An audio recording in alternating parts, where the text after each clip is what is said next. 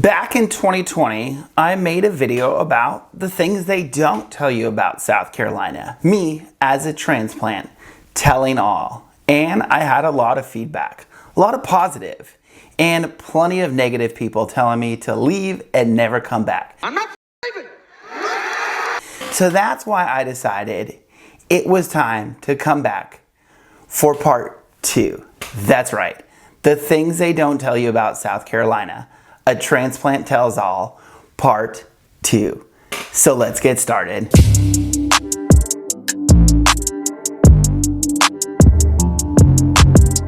And for those of you that don't know who I am, my name is Brandon. Not only am I a transplant here to South Carolina, but I'm a local real estate agent as well, covering the Midlands of South Carolina, Lexington, Columbia, and Lake Murray. And I put videos out every single week teaching you about the area to see if it's right for you. So don't forget to click that subscribe button, but let's get started with the video. For starters, I do want to say that I make these videos to simply be informative to you guys. Share the information that maybe you didn't know about the area. But in the end, I will tell you that my wife and I absolutely love it here, have no regrets and no intents on leaving. That's right, we're back with part 2 of the things they don't tell you about South Carolina. Transplant Tells All, that's right. In 2020, I made a video sharing the things as a transplant that were surprises to us that we did not expect. And again, I had a lot of positive feedback, some negative and some people that told me I was wrong on some things, and we'll rebuttal those at the end. But either way, I wanted to dive into more things that they don't tell you. Things that may be surprises to you. These are things that I noticed as well as things my clients have told me throughout the years, from one transplant to another. Let's get started. Now, as we go down this list, again, I do realize that there are 50 states in this entire country, as well people watching in Canada and other countries. So I realize that depending on where you're coming from, this perspective may be different. So realize that I know some of these things you may already know, but some of these things you may not. And for those that you do know, understand that there's some people that didn't realize these things. So bear with me on those ones. Interstate versus freeway. Back in California, we called it the freeway. Here, it's known as the interstate. The exit name versus the exit number. Which exit am I going to get off at? Exit 110. No, I know, but what's it called? Exit 110. I know, but what's it called? It has a name. Main Street, Sunset Boulevard. It's exit 110. Yeah, yes, but it has a name. Yes, the name is exit 110. That's right. When referencing an exit on the interstate, a lot of times people will tell you the exit number, not the exit name. Bugs and giant bugs. So being a humid and moist environment, yes, I said moist, we are subject to bugs. That's right. You will see bugs that you've probably never seen before. I mean, check out this guy. Don't know what he is. First time I've ever seen one. Some of them are ugly, some of them are hideous, some of them will hurt you, most of them will leave you alone. Some of them jump, some of them fly, some of them run, some of them crawl. And the cicadas make obnoxious noises. So yes, be prepared to see more bugs than you've probably been used to. So when it comes to homeownership and bugs, the main thing to be concerned about is termites. I've talked about this before in other videos, and to make sure to get your termite inspection when you buy a house. Good thing is what a lot of those companies offer is what's called a termite bond. And so one thing they do is they come out and they put things like this bait station here that hopefully prevents the termites from coming in the house. The bond as well is almost like an insurance policy where if something does happen, they come and they take care of it with that bond. Good thing is as well as a lot of those companies do come and they'll spray for bugs around the house. I know that's something that we do to help prevent them from coming inside. So like I said, it's something that you'll notice, but not necessarily been a nuisance to us. Now, if you have type O blood, you may get bitten up by mosquitoes. But another thing is obviously when it comes this time of year, it's really cool to see the fireflies light up in the trees. Dormant grass. So in the winter, our grass goes dormant. Most common grasses are Bermuda and centipede. And what do I mean by that is you can keep watering your grass, but come winter, it's gonna turn this beautiful yellow gold color. Some of you have noticed in my videos and say, wow, do these people just not take care of their lawn? What's going on? No, the grass just goes dormant in the winter. I actually stopped making neighborhood tour videos during the winter because people were turned off by it. They thought there was something wrong with the neighborhood. There was a drought in that neighborhood, or people just didn't take care of their lawns, when really every lawn in the area pretty much has gone brown. If you go to a model home in the winter and the grass is green, they probably spray painted it. That's right. So don't be alarmed if your grass starts turning yellow at the end of the season. Don't just keep watering hoping that's going to turn green, because I promise you it's going to go that beautiful shade of gold. Basement homes. I've been asked about this more times than I can count. Where are the basement homes? So here's the thing. We have a very high water table being part of it. As well, our frost line is very high. So the concept of a traditional basement is not something you see around here. You will see walkout basements. And what I mean by that is if the house is built on a slope topography, your front, top, first floor, if you want to call it, will be level in the front. And then as the ground slopes in the back, you will have a basement that opens up in the back. So now your first floor in the back becomes what looks like your second floor. That's what's referred to as a walkout basement. So if you're looking for a basement, very hard to come across, and two, it's gonna be a walkout basement.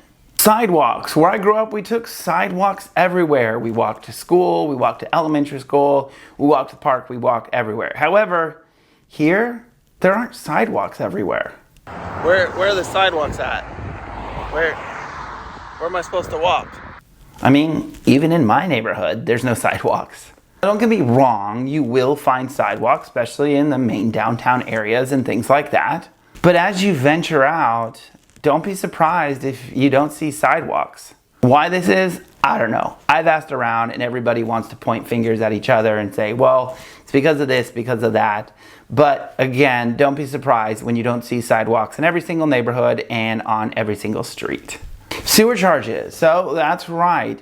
You get charged for sewer. Now, again, some of you, this may be very common and normal. However, coming from California, sewer was included in our tax bill. That was something that the taxes covered. Here, at least for us and for a lot of the areas around here, your sewer is a separate bill. Now, it's typically going to come from the water department. Same people that bill for water are going to bill for sewer. Now, at least for us, the way it works is basically you take your water bill and you double it, and that's your sewer up to a cap. So coming from relatively cheap water bills, that was one utility bill that actually went up for us simply because we now had to start paying for sewer where we didn't before. Now you will find a lot of places out here as you get more rural that are on septic tanks. So obviously you wouldn't be subject to that if you're on septic. Allergies. Pollen season is no joke here. You'll walk outside and think somebody painted your car yellow. Those from the West Coast that are used to fire season, it'll look like ashes all over your car, but it's just the pollen. I mean, I've literally been driving down the interstate and seen a cloud of yellow that I was driving into, and it's the pollen. So if you are prone to allergies, this guy, be prepared, because during pollen season and obviously throughout the year, your allergies, I promise you, will flare up. So make sure to get that Flonase ready, because come allergy season, you're in for a ride. For those of you coming to Columbia, the first time you head downtown, you are not going to be turning onto Hugger Street. It is called Hugie Street. You're welcome. So in one of my other videos, I brought up the fact that it's very humid here, but I think it's important to bring it up again. That's right. Here in South Carolina, especially here in the Midlands, it gets humid in the summer. You know, right here in the Midlands, you'll hear people reference it as the armpit of South Carolina. No, not because it stinks, because essentially you have the mountains and you have the beach. So you have mountains and the beach, and so the wind blows from the beach and the mountains up here, and so you get the gist of it. And so because of that, it gets pretty humid here. Now granted, the worst of it is in the midst of summer. That June, July, August, it can get pretty sweaty and pretty hot. For those of you like me though, that have relatively dry skin, it's a relief. I personally love it. I got eczema myself, and let me tell you, my skin loves the humidity. But either way, be prepared for it to be humid. After a nice rain shower in the middle of summer, you'll be watching asphalt steam. The South is all about God and country. That's right. This is the Bible Belt. You've heard it in the songs, and now here it is. That's right. You will see churches on just about every single corner, many across the street from each other. All different types of denominations, taking over abandoned strip malls and into giant mega churches. First job I worked, a county job at that, we said prayer before group meals. That's right. People do not shy away from the fact that they are proud of their religion and they are proud of their country. You will see flags flying the size of a house. And when you see a bunch of cop cars out on Sunday, they're directing traffic for the local church. Don't be surprised if at the first place you work, you start saying prayer before meals. Secondary residence taxes. I've brought this up in multiple videos, but again, I need to bring it up again just because it gets brought up so often. People look online and they're like, my goodness, I thought your guys' tax rate was low. However, I see this one house and their tax rate is absurd. Literally went up overnight. What is going on over there? Is the county reassessing crazy numbers? And the answer is no. Again, I brought this up before. Our tax rate, on average, about 0.6%. Right here in the Midlands, it's about that as well, is if it is your primary residence. If it is your not primary residence, your secondary residence, vacation home, whatever you call it, rental home, whatever you call it, the tax rate is going to be a lot higher. I'm talking 3 to 4 times as much higher. The state entices people to buy homes. And so by providing that tax break for those primary residents, it encourages people to buy and not just have a bunch of rentals. So do note, if you're coming here to buy a secondary residence, your taxes are not going to be the cheap property taxes that everybody talks about. Welcome to a slower pace of life. That's right. Everybody is not in a hurry to get somewhere. There'll be times where you pull up to stop signs, and I know in California it was a rush to see who could go first. You'll see everyone pointing at each other. No, you go. No, you go. Now, don't get me wrong. People relocate here from other states and they want to run everybody off the road. Trust me. But don't be surprised if people are taking their sweet time to let other people go. And while we're on the fact about driving, in one of my videos about the pros and cons, I talked about how drivers here are not ranked the best. And there's one thing that, now granted, every state I've been to always has its thing, right, when it comes to drivers. The things that shocked me here, I will share with you, so you're kind of be like, Brandon did say he was going to see that. Merging. Some people have a very difficult time merging here. I have been driving down the interstate and seen, yes, the interstate, a car on the on-ramp stopped with their blinker on. Any of you that took the DMV test like I did in the driving test, no, that is not how this works. However, the day will come where you will be driving down the interstate and seeing the car stopped with their blinker on trying to merge, and you will say, Brandon did tell me I was going to see that.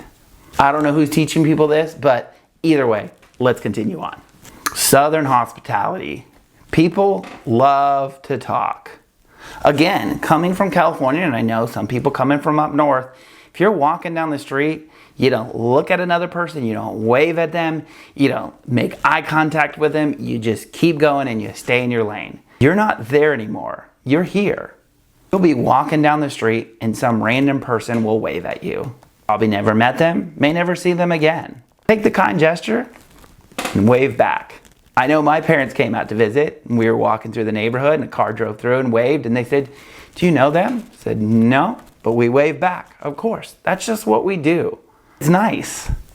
Who doesn't love a nice wave? I can tell you, there is a couple that on my way to work, if I leave early in the morning, they sit out on their front porch drinking coffee and wave at all the people driving by. And man, when it's early in the morning and you're getting up and you're tired and someone throws out a little wave, kind of feels good. So I always wave back at them. As well, your short trip to the grocery store may turn long when someone stops and says hello. Hi. Oh, hey. Hi. Oh, me? Yeah, hey, I'm good. You? I'm good. Oh, I'm good. How are you? Oh my gosh, it has been a week. You have to hear Aunt Marie. 5 minutes later. Oh my gosh, and the kids, let me show you the pictures. Hour later. All right. Well, you know, tell Aunt Marie that I give her my best, and the kids, they're beautiful. So don't you worry. Things will look up on the bright. All right. It was nice meeting you. You take care, okay? Right. Don't be surprised if the random stranger in the grocery store stops to tell you their entire life story. Right. Take the extra few minutes and enjoy the conversation. A lot of amazing people out there. You never know who just needs a listening ear to hear from. Now let's talk about the rebuttals, the things that people wanted to argue with on the last video, because I know they're going to argue with me on this video too. So the first one was property taxes on cars. I was told this is the way it is everywhere. My story was in California, we didn't do it. And so I decided to do a little research. Was I on my own little island in California and the only state that didn't pay property taxes? Now, in that video, I talked about how we paid ridiculous high D&B fees, so it was a wash for us.